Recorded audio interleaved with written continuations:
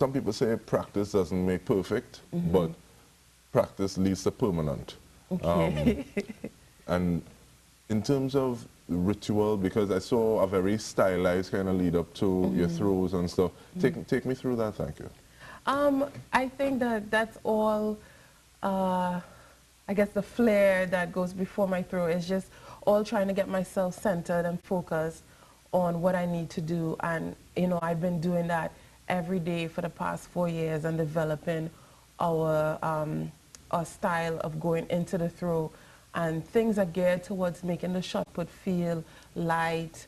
And I have certain things that I say to myself in that time, like, you know, certain positions I want to hit, and certain, just like, for example, when I'm moving the ball back and forth before I throw it, I'm thinking this ball is light, it's going to fly, and just little stuff like that that helps me get into the zone. You talk about your style of throw. Now, I see two kind of styles. One where people actually spin and use that force generator that way, and then there's the other. What determines why did you decide to use it? This is what I'm going with.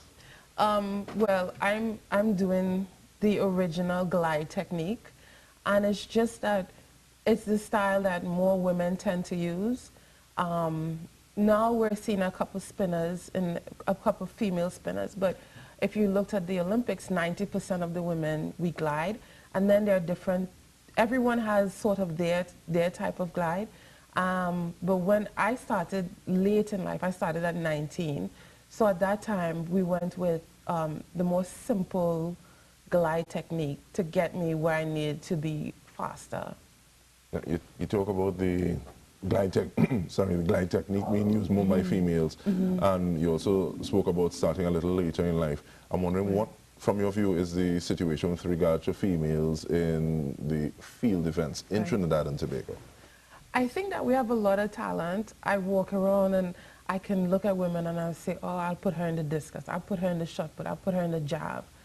And, you know, specifically my area, the throwing events, I think we have really a lot of talent, and we have to tap into that. But we have to start earlier. We have to get women into the mental space of being athletes, because we can have the physical attributes, but not the mental sort of aggressiveness and competitiveness that goes with being an athlete in the throws. And I think it's really an untapped resource that we have to maximize in this country. You see another Olympics in your future? Of course, I'm going to Tokyo. Whether I'm going to Tokyo as a coach, an administrator, athlete is uncertain, but I'm really excited for the Tokyo Games. I think it's going to be something really, really special, and I'm not going to miss it. I like the fact you say you're just walking around saying, okay, well, that person's built, that person's physique, to put them this. In terms of coaching, what are some of the things that you'd like to see coming up, and how it is we actually grab people from earlier? I would like to see our athletes be broader at an earlier age. I think that we try to specialize too early. We have so many young little sprinters, and sprinting is great, and we're great at sprinting here in Trinidad and Tobago. However, I think that a lot of our sprinters can be sprinting down a javelin runway, can sprint in a discus circle, can glide quickly across the short circle, and even in the hammer throw. We haven't had a hammer thrower since Candace Scott. And Candace was a phenomenal athlete, and we have to build on that. So I think our kids are specializing too early. We need to stay broader a little bit longer and to direct them into some of the field events and not just sprinting, because there are only so many spots for sprinters. But we have lots of open areas in the jumps, in the field events, so we need to maximize our potential. What do you think it says about the Caribbean space when we have people who are just basically taking the world by storm like this? I think the Caribbean region, we're a great mix of people, and we have a lot of talent, not just in sport, but in other areas. But I think that we're really shining in sport, and it's really fabulous for the region. I think our athletes are really ambassadors for this region. I want to go to that Felix Sanchez interview, that people just kind of felt that passion, and well, I think he was lucky. I don't think there were any real buttons to push as opposed to just ask the question and put it into your face, the mic into your face at that point in time. What's really going through your mind? What are you trying to tell Felix at that point in time? At that moment, it was really hard for me to express how I was feeling. It was really, really difficult. Felix and his producer confirmed to me that I was into the finals. Now, in the women's shot put, we have 2 qualifying rounds going on simultaneously. So I knew that I did well in my round, or in my group, I should say, but I wasn't aware of what was going on in the other group. So I don't know if people were just, you know, killing it over there. So I walked around the track with a feeling of great uncertainty. And everyone was congratulating me, and like my other competitors were congratulating me. But I wasn't absolutely certain that I was in the finals. So when Felix and his producer confirmed, it just seemed like 4 years of pent-up emotion just came flowing back, because in London, I missed out on the final by 1 spot. But then we learned that the 2 of the medalists were disqualified for doping, for being caught doping. So I really had like a lot of mixed emotions from that time, and to know now that I decided to keep going and I'd finally made it into the Olympic finals. It was just like an explosion of emotions, and I couldn't hold back, and I just embarrassed all of everyone, but it was just raw emotion. No, man, I think we appreciate it, because many times athletes, people in uniform, they're supposed to be these superhumans who nothing wrong is done, and they don't necessarily even have normal human feelings. So I think it just helped us connect a little more, well, so much more, to say, okay, well, we looking on the screen, or we able to be a part of that through that. And looking at your timeline, I'm seeing that people actually sent energy like that. Yeah. But in terms of that energy, and talking about the energy in the Caribbean space and the fact that we're having so much more of a world presence, what is the significance, you think, of more people training at home?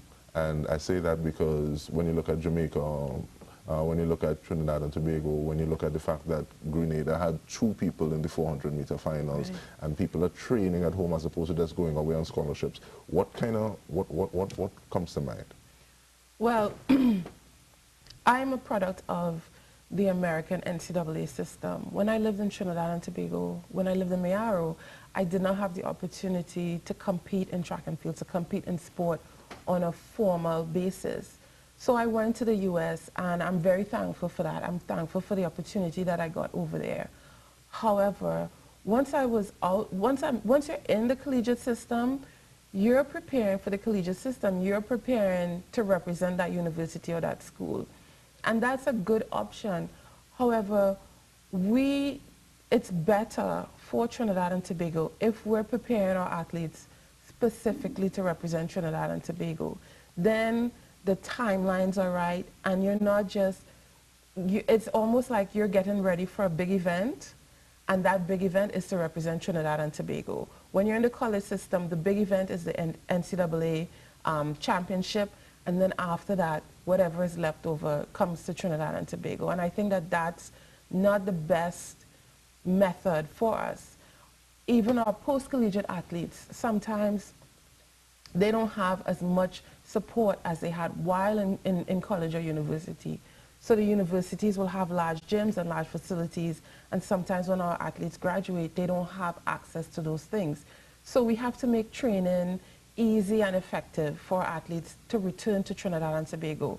We need to have the best coaches, we need to have great training facilities in an area that our athletes can access easily and quickly. It's hard enough to train on a daily basis. It's hard to come out there and do the work. I think that the logistics around that needs to be easy, so that you can then put all your determination and work into the actual training process and not get into practice. What kind of level of support do you think we have in Trinidad and Tobago? And I asked that, and I put it against like a country like Jamaica. Right. We are unique people, and we have a unique situation here in Trinidad and Tobago. I think that we can learn from other countries, But at the same time, we need to understand that this is Trinidad and Tobago, and we need to do things our way. And we have to be creative to solve the problems that we have here in a manner that is in line with our culture and what we believe in.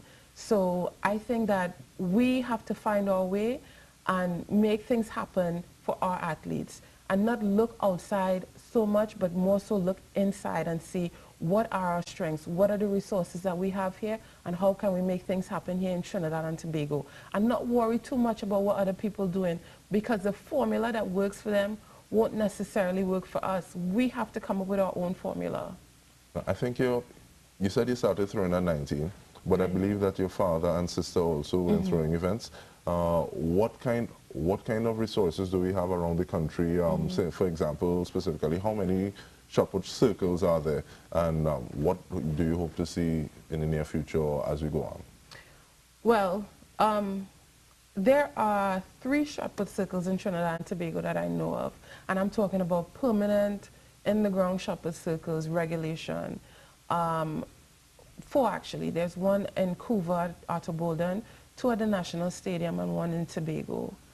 Well, there are several in Tobago, but they're in the same area. So a shot put circle doesn't take a whole lot to manufacture, and honestly, the shot put is a really inexpensive event. Shot puts cost, really good shot puts cost about $400 US, and you can get a shot put for as little as $50 US. So the investment in that event is not a lot. So I encourage, the people in charge to invest in the shot put, and the return can be really, really good, because in the Caribbean area, regionally, when the region isn't that strong in the shot put. It's getting better, but there can be a lot of opportunities. And I hope to see a shot put circle in more rural areas very soon. What would you tell younger people thinking about, okay, I like athletics, I'm not necessarily a sprinter, Right. but possibly getting into field events? And I ask that question because I tried shot put once, never happened again. Right. Because I'd be like, I threw the shot put and then I looking for some distance and I nearly bust my toe literally. Right. But in terms of getting people involved and saying, okay, well, this is something you can try and try more than once, what would you tell them? I would say that try things. Try different events, try different sport. I think that all athletes should start in track and field, because track and field is really a base sport for every other event. In many different sports, you have to run, jump, throw, and that's what track and field is. So we can start our kids off in track and field, and maybe you'll stay in track and field, try the other events, and there are like little programs where you have kids throw cricket balls and do running and jumping and that sort of stuff, and just make it fun for young people. And so we can start them off in track and field. They can move on then to football and cricket, because it's the same running, throwing, jumping type of skill set. So I'm promoting track and field as the #1 sport and feeder sport for Trinidad and Tobago, and just in general for our public. Having a population that jogs and runs more is going to be beneficial to us. No, there's been a massive outpouring of love and support on different social media that you inhabit. I even saw a video from Rodin that was hilarious. To you, what is the thing that has really struck you the most in that onslaught, that deluge? I mean, it was incredible. The love that I've received is incredible. And it's really, for me, it's really a saving grace, because people can say really, really terrible things on social media, and it's easy to get caught up in that. But when I received so much love, so many blessings, so many positive vibes, and that Rodin video, I mean, it was just the funniest thing ever. And I love his videos. I love him. It's just so much love, and it's just incredible. Like, I can't stop smiling when I think about the kind of support that I receive. And I don't think that I could have kept going for this long without that type of support from Trinidad and Tobago. So for that, I'm really grateful.